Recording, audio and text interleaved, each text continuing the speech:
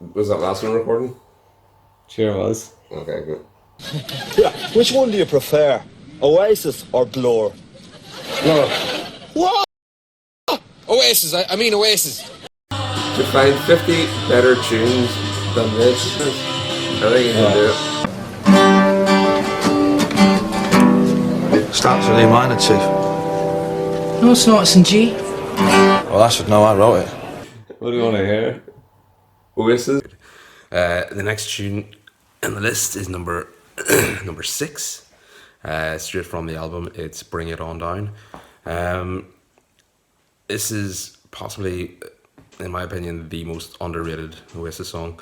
It's a fucking rollicking, and I hate that word, but it is a proper fucking, a real gutturally rock song, and it's probably the most raw Oasis rock. Sometimes when they go a bit rockier, they tend to go a bit forward to the floor, you know, just. Whereas this, it's got more layers, got more sort of undercarriage. It's much more grit to it. You know, from the feedbacky intro to just the way that the drums come in, and then yeah, just a fucking pounding riff, a riff that makes you just get the blood pumping. Like it's on my pre-match playlist, which is basically I need to get the blood pumping for whatever reason, because I'm going out or I'm going to play a match, and it's one of the tunes that just gets you fucking fired up. What was that sound bringing around your brain? And as I said, it wasn't a single straight off the album. It might have been a bit too alienating for the pop sensibilities at the time, when you had the likes of Robson and Jerome about to hit the big time, and Mr. Blobby. Even though, you know, we were just coming off the back of grunge, which I don't really remember, if I'm entirely honest. I don't remember it at the time. But we weren't quite at Firestarter yet. The music scene at the time was still sort of finding its feet with where it was going to be for the next 3 or 4 years. And maybe Bring It On Down was just a step too far rock-wise for, you know, to be released as a single. But that just means it's a gem on the album. I mean, there's one thing you couldn't say about Oasis at the time, was that they were putting filler on their albums. You know, too many bands, they have a good couple of singles and the rest of the album's a pile of shite. And only when you have exceptions to that do you have the truly monumental albums sales wise, like Killers, Hot Fuss, and that's the ones where people are listening through them, say in their dorms or whatever, or wherever you listen to CDs, and somebody else is hearing all the songs and getting all the songs. They're getting their own CDs. That's where you get an album that keeps on selling for months on end. It's the ones that actually have good album tracks on them, and such is the case with this. To give you an idea of what the ratings were, I'll try to put the camera this way.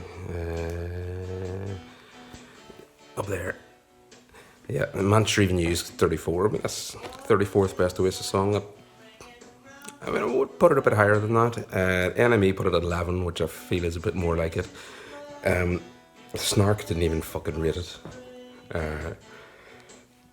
30 Oasis songs, they didn't put it in. Well, I suppose they're only doing 30, okay.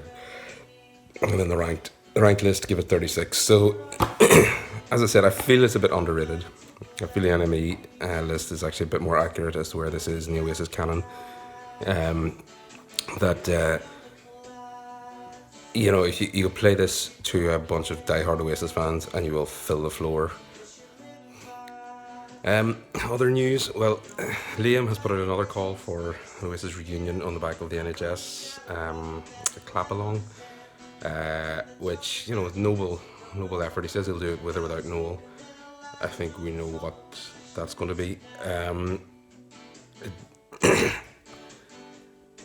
I mean, how does he expect to work this? Because number one, it's going to take about a year for us to get to the point where we can actually start organising big gatherings again. And if the first big gathering was an Oasis reunion, okay, that would be occasion enough for possibly Noel to bury the hatchet for at least one gig, like. But I mean, where would you put it? Would you put it in London on an outdoor gig? And then how would you? Well, I don't know. Maybe it'll happen. Maybe this will be the one thing that would actually get Noel back together again. They have seen the crowd, the crowd gathering properties of Oasis songs when the Manchester Arena attack happened. You know, just because Oasis are so ubiquitous, like they are so, like so many people just know so many of their songs. Like I'm doing a top 50 here. I'd say most people would be familiar at least with 20 of them, you know, with or without having an Oasis CD on their person or on their possession. Like that's, like I said at the start, there are very few acts over the course of musical history that could sort of boast that sort of familiarity with the general public. I mean, you are speaking the likes of the Beatles and Elvis and Madonna and U2 and possibly Coldplay, but I wouldn't even. Coldplay is a bit of a stretch in that regard. Like and subscribe. You can check out my acting and my podcasting, Father Ted podcast, and just a lot of my other stuff. Acting, podcast, other stuff.